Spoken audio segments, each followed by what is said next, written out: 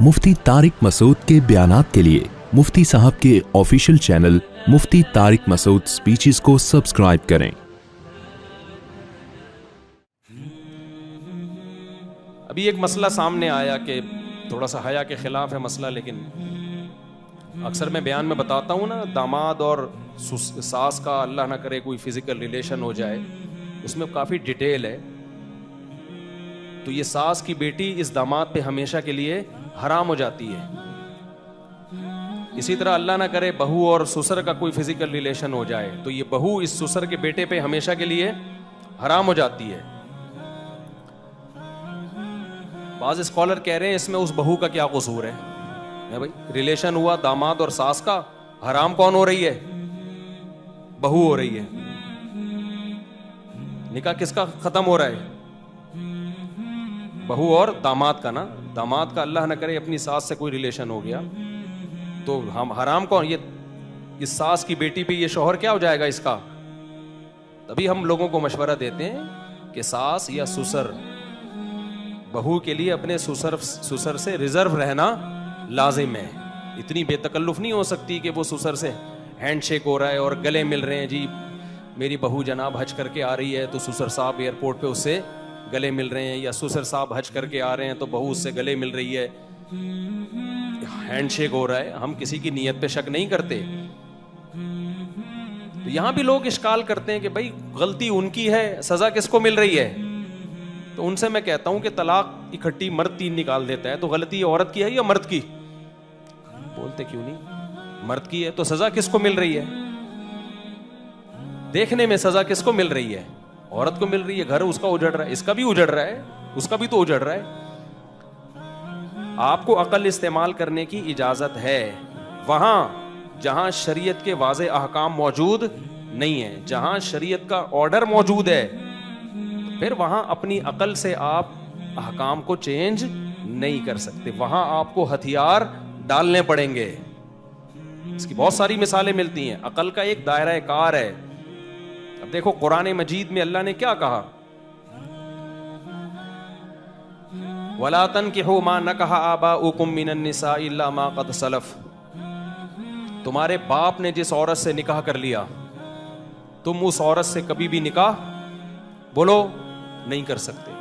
अरबी में निकाह का लफ्ज निकाह के माने में, शादी के माने में भी इस्तेमाल होता है और किसी औरत से फिजिकल रिलेशन के माना में भी इस्तेमाल होता है। तभी हदीस में आता है इस्नऊ कुल्ल शैइन इल्ला निकाह, हाइजा औरत से सब कुछ कर सकते हो, निकाह नहीं कर सकते, यानी हाइजा बीवी से। तो यहाँ निकाह का क्या मुराद है? वो तो पहले से बीवी आपकी। मतलब ये है कि जो औरत आपकी बीवी हैज में है आप उससे हम बिस्तरी बोलो ना नहीं कर सकते। तो निकाह का लफ्ज अरबी में हम बिस्तरी के माने में भी इस्तेमाल होता है और अरबी में शादी के माने में भी इस्तेमाल होता है। कुरान कहता है कि तुम्हारे बाप ने जिस औरत से निकाह किया। अब यहां निकाह का मतलब क्या है? दोनों मतलब है इसके, शादी भी या फिजिकल रिलेशन भी। किसी एक मतलब पर हमारे पास वाज़े करीना मौजूद नहीं है। जब नहीं है तो निकाह के लफ्ज को आम लिया जाएगा। समझते हैं कि नहीं समझते? तो अब अगर किसी शख्स ने किसी औरत के साथ, आपके बाप ने किसी औरत के साथ फिजिकल रिलेशन कर लिया तो कुरान कह रहे हैं ये औरत आप पर हलाल बोलो नहीं है। अब चाहे जबरदस्ती किया हो, इसमें औरत का कसूर हो या ना हो, ये कुरान ने शर्त बयान नहीं की है। चाहे वो औरत आपकी बीवी क्यों ना हो, ये भी कुरान ने नहीं बयान किया। अब आपकी बीवी के साथ अल्लाह ना करे आपके वालिद का फिजिकल रिलेशन हो गया तो कुरान तो कह रहा है जिस औरत के साथ रिलेशन हो गया ना, अब तुम उससे निकाह नहीं कर सकते। हुआ है तो इसका मतलब वो हराम हो गई आपके ऊपर। तो आज स्कॉलर बैठे हुए दे दनादन फतवे कि इसमें औरत का क्या कसूर है, औरत का क्या। भाई कुरान ने ये बयान किया कि कसूर है या नहीं है। बाकी इसमें हिकमतें हैं इस्लाम में। देखो कानून दुनिया में जब भी बनाया जाता है चंद लोगों के मफाद को सामने रख के नहीं बनाया जाता। कानून हमेशा मेजॉरिटी के देख के बनाया जाता है। समझते हैं कि नहीं समझते? बाज दफा किसी कानून से चंद लोगों को नुकसान हो रहा होता है लेकिन मेजॉरिटी उस नुकसान से बच रही होती है। अल्लाह को मालूम था कि जब मुस्लिम सोसाइटी में इस कानून का इम्प्लीमेंट होगा کہ سسر داماد سسر بہو کا ریلیشن رشتوں کو حرام کر دیتا ہے, ساس داماد کا ریلیشن رشتے کو حرام کر دیتا ہے. تو چند عورتوں پہ تو ہو سکتا ہے ظلم ہو جائے, ان کے قصور کے بغیر نکاح ختم ہو, لیکن میجورٹی اس ریلیشن سے ہمیشہ کے لیے بچ جائے گی. ان کو خطرہ ہوگا کہ بھائی یہ بچا کے رکھو اپنی بیگم کو, اپنے ابا سے ریزرو رہنے دو, کیونکہ میرے نکاح پہ اس سے کیا ہوگا. تبھی تو مسلم سوسائٹی میں پاکیزہ معاشرہ ہے کہ لوگ ڈرتے ہیں بھائی ایسا نہ ہو کہ بے احتیاطی میں ہمارا رشتہ آپس میں کیا ہو جائے, خراب ہو جائے. طلاق زبان سے مرد نکالتا ہے, رشتہ عورت کا ختم ہوتا ہے, چند عورتوں کا ختم ہوتا ہے. میجورٹی کو جب پتا چلتا ہے نا کہ غصے میں طلاق دینے سے بھی ہو جاتی ہے اور یہ ریورس گیئر نہیں ہے, تو میجورٹی طلاق کے لفظ سے کھیلنے سے بچتی ہے. یہی قانون بہت سی عورتوں کو تحفظ دیتا ہے, کیونکہ عورت کو طلاق کے لفظ سے جتنی تکلیف ہوتی ہے کسی چیز سے نہیں ہوتی. بار بار طلاق کریں گے تو وہ بولے گی بھائی تو رکھنا چاہتا ہے کہ نہیں رکھنا چاہتا, مجھے پتہ نہیں اس کا کیا بھروسہ, کل چھوڑ دے آج چھوڑ دے, وہ وفا تھوڑی کرے گی آپ کے ساتھ. میں سمجھا پا رہا ہوں اپنی بات. تو اس لیے اسلام کے جو احکام ہے نا, وہ آپ کی عقل جہاں سے ختم ہوتی ہے نا, وہاں سے اللہ ہم سب سے اوپر ہے, بہت اوپر. تو چند لوگوں کو نقصان ہوتا بھی ہے, میجورٹی اس نقصان سے بچ جاتی ہے. ورنہ آپ دیکھو جن معاشروں میں ان اصولوں پر عمل نہیں ہے, غیر مسلم سوسائٹیز میں, آپ کو وہاں بہت برائیاں نظر آئیں گی. وہاں بہویں, بہت ساری بہویں سسر کے فتنوں سے محفوظ بولو نہیں ہیں. بہت سے داماد ساسوں پہ غلط نظریں ڈالتے ہیں. اسلام نے ایک پاکیزہ معاشرہ تشکیل کیا ہے کہ بھائی تمہارے لیے تمہاری بیوی ہے, اس کی ماں کو ماں کی حیثیت سے دیکھنا ہے, کسی اور طرح سے تمہیں اس عورت پہ نظر ڈالنے کی اجازت نہیں ہے, ریزرو رہنا ہے. اس لیے علماء کہتے ہیں جب آپ جائیں سسرال, ساس سے سر پہ ہاتھ رکھوائیں, بس اتنا کافی ہے. بہو کے سر پہ سسر ہاتھ رکھے, بس اس سے آگے بڑھنے کی کوشش نہ کرے. اور اس میں جان کے ہو یا غلطی سے ہو, اس سے کوئی فرق نہیں پڑتا. بعض اسکالر نے اس کا بھی مذاق اڑایا ہے, غلطی سے جی پتہ ہی نہیں چلا اس کو, وہ گھر پہ آیا, ایک مشہور زمانہ اسکالر ہے, اس کا کام ہی پھینکنا ہے لمبی لمبی. گھر پہ آیا تو پتہ ہی نہیں چلا, بہشتی زیور کا مسئلہ ہے نا کہ بیوی ہے یا بیٹی سو رہی ہے, اور بیوی سمجھ کے اس سے ریلیشن کر لیا, تو پتہ چلا وہ تو بیٹی سے ریلیشن ہو تو بیٹی کی ماں حرام ہو جاتی ہے. تو وہ تو کہہ رہے اب اس کا کیا قصور ہے. کمبخت تجھے پتہ نہیں تھا کہ تو بستر پہ آ کے لیٹ رہا ہے, تجھے اتنا ہوش نہیں ہے کہ چیک کر لے کہ بیوی ہے کہ بیٹی ہے. اتنا فیور دے رہے ہیں اس کو کہ ہائے بیچارے کو تو پتہ ہی نہیں چلا, تو اس بیچارے کے ساتھ ظلم ہو رہا ہے کہ اس کی بیوی اس پہ حرام ہو رہی ہے. بیچارہ نہیں ہے, وہ ایک نمبر کا بے شرم انسان ہے جس کو یہی نہیں پتا کہ گھر میں جب داخل ہوتے ہیں تو گدھوں کی طرح داخل نہیں ہوتے, انسانوں کی طرح گھر میں داخل ہوتے ہیں.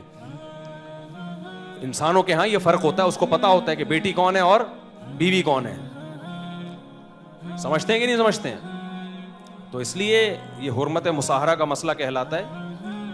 اس کا قرآن نے بھی ذکر کیا ہے, پھر صحابہ سے بھی ثابت ہے, تابعین سے بھی ثابت ہے. تو خیر ہم اپنی بات لے کے چلتے ہیں, تو کچھ مسائل بیچ میں آ جاتے ہیں تاکہ اپنے رشتوں کو خراب نہ کریں اور یہ نئے نئے اسکالرز کی باتوں میں نہ آئیں. عبداللہ بن عمر رضی اللہ تعالی عنہ کی باندی تھی, تو وہ جب باندی کے قریب گئے تو پھر ارادہ ہوا کہ میں اس باندی کو ہبہ کر دیتا ہوں اپنے باپ کو, حضرت عمر کو, تو گفٹ میں دے دیتا ہوں. حضرت عمر نے فرمایا اب یہ میرے لیے حلال نہیں ہے.